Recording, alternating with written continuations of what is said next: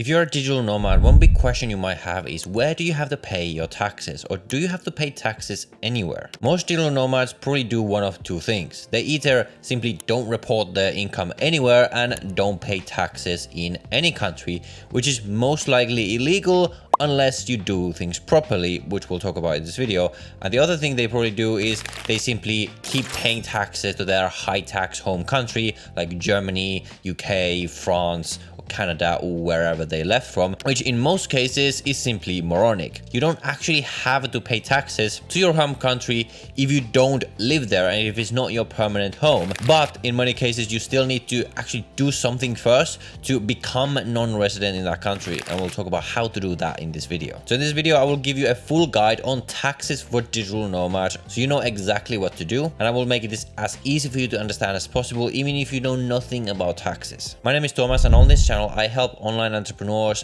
digital nomads, and expats reduce their taxes legally, achieve financial freedom, and build their dream life around the world. So let's start to unpack the topic of today's video. But first things first, number one, this video is not tax advice. I am not a tax professional. I am not giving you specific tax advice, because the thing about all of these things is that they are always highly specific to everyone's specific situation. They depend on your citizenship, they depend on the country you're living from, they depend on the countries you spend time in as a digital nomad. It depends on how long you spend in each country. Everything depends. I'll just attempt to give you sort of a general idea of how this normally work, but this is not specific advice for your specific situation. You either need to look directly at the laws of your country and the countries you spend time in, or ideally speak to a professional. So there's sort of two cases that you will normally fall into as a digital nomad.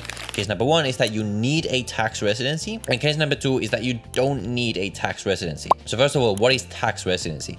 Tax residency essentially simply means the right for a country to impose its tax rules on you. So essentially it means where do you have to pay taxes, which countries' tax rules apply to you. So where you need to pay taxes always depends on which countries are you a tax resident in. Again, this is always complex. Maybe there are some cases you have to pay tax, etc., but generally this is how it works. And how tax residency is determined depends on every country. So every country has their own rules based on which someone will be tax resident in that country. So in terms of what you should do as a digital nomad, first things first, in any case, you should probably seek to become a non-tax resident in your country, because if you don't do that, by default, in many cases, you still have to actually keep paying taxes to your home country. So for many of you who haven't done anything to become a non-resident, or you haven't even looked at the laws of your country on how you can become non-resident, probably you should still be paying taxes to your home country. For example, I can tell you the example of my country of Finland. For any Finnish citizen who leaves Finland, by default, they will actually keep being tax residents of Finland for the next 3 years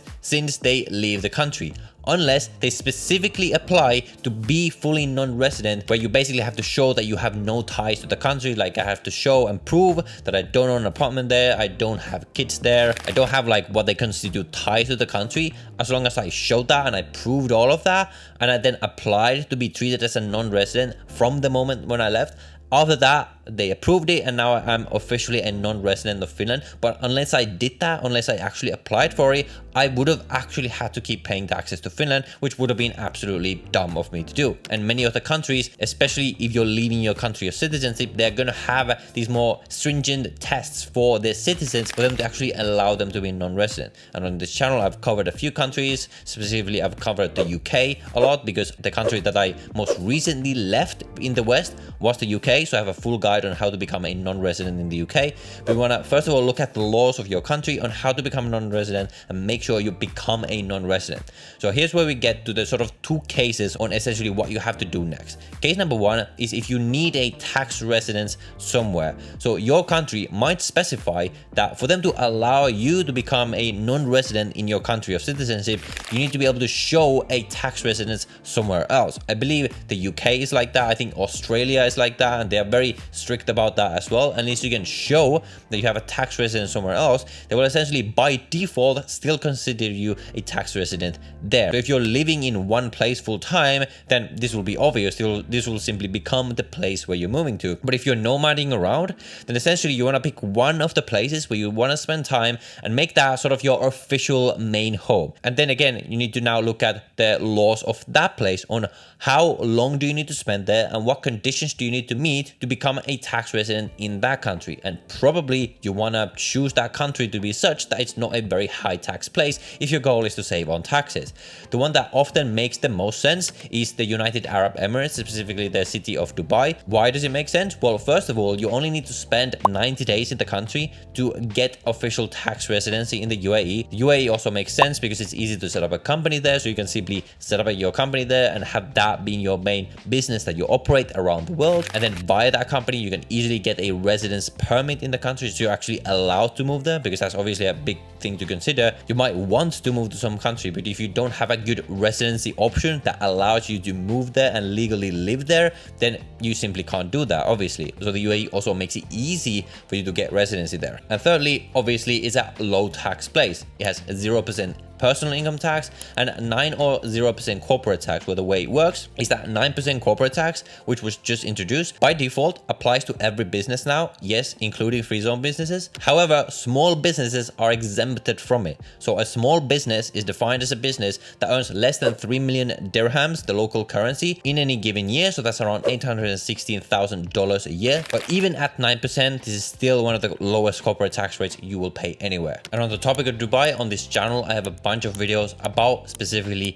living in Dubai, moving to Dubai, how to set up a company here, how everything here works. So I recommend you check that out for more details. And if you are looking to move to Dubai, set up a company in Dubai, then I have a team down below that can actually help you do that. We've helped more than 100 people set up companies and get residency in Dubai. And if you go with us, you can get everything set up in as little as 2 weeks. You can get a free consultation with one of my partners down below if you want more information. So check that out if you're interested. So whether it's a UAE or any other country, you need to look at, again, the laws of that country to figure out how you can be a tax resident. And then you need to figure out, okay, how do you file taxes there, things like this. And then for the rest of the time, let's say you want to spend 3 months in Thailand, 3 months in Indonesia, 3 months in Malaysia, whatever, you can do that with no issues, as long as, again, you're not triggering the tax residency rules in any other country. And here, again, you need to be careful specifically with the Western countries, because even if you just spend 4 months in Germany, if it essentially seems like Germany is still your main home, where you mainly have your financial and family ties, for example, Germany might still say, hey, you're still a resident here because this is your main abode, your main habitual residence, essentially. So I would actually recommend to spend as little time as possible, especially in your home country, and also most likely in all these high tax Western countries. But then we have case 2, where let's say you don't need a tax residency. For example, again, in the case of my country, Finland, all I had to show to become a non-resident in Finland is that I was moving somewhere else at the time when I was moving, essentially. But there is no law, at least as far as I'm aware of, that says that I need to have a tax residency for the rest of my life in order to keep being non-resident in Finland. So I could technically have no tax residence anywhere now, as long as I had a tax residence at the time when I moved, and just keep nomading around different countries without ever triggering tax residency anywhere. So in theory, it is possible if your country of citizenship kind of allows that, but there's a few things to consider here. First of all, it's going to make certain things more difficult if you don't have a proper tax residence. Like, for example, when you're opening a bank account, they're going to ask to know where you're paying your taxes. You might not even be able to open any bank accounts, because in most cases, bank accounts are only available for residents of that country unless you're very wealthy. Now, sure, you could potentially keep using the bank accounts of your home country or wherever you set up your business. But again, in many cases, like for example, the case of the UK, that might again trigger a tie back to the UK if you keep banking there. So again, you need to look at this on a case-by-case basis. So what other things do you need to watch out for in terms of taxes as a digital nomad? Well, one is what's called permanent establishment rules. So if you run a business from some country, even if you're not a resident in that country, but you have what's called a permanent place of business in that country, where you, for a long and significant amount of time, you do business there from some fixed location in that country and generate income, that might trigger what are called permanent establishment rules, where that will constitute what is called a permanent establishment in that country. And many countries have laws where basically any income that is attributable to this permanent establishment is taxed taxable in that country. So even if you spend, let's say, 4 months in Thailand, where you clearly run your business from there, that might trigger permanent establishment in Thailand, which might actually make you taxable. So that's another thing to keep in mind. And the other thing to keep in mind is that where you register your company isn't necessarily where your company is going to pay tax. So you got your personal taxes and your company taxes. Let's say you register your company in the UAE and you fall below the small business threshold where you're exempt from the corporate tax, but then you fully run that business as a tax resident of, let's say, Indonesia. Indonesia, if they have what are called management and control rules, will consider that company a tax resident company of Indonesia. So even though the company is not registered in Indonesia, it might still have to pay taxes in Indonesia. Now, this topic of corporate residence, so where companies have to pay tax, is another thing that you absolutely need to familiarize yourself with if you run a business as a digital nomad. So if you do run a business around the world, then you absolutely also need to watch this video right here, where I actually made a full guide on where companies are taxed, so corporate tax residence. Go watch that video next, and then with that video and this video together, you will have the full puzzle on taxation for digital nomad. Thank you for watching. I'll see you in the next one.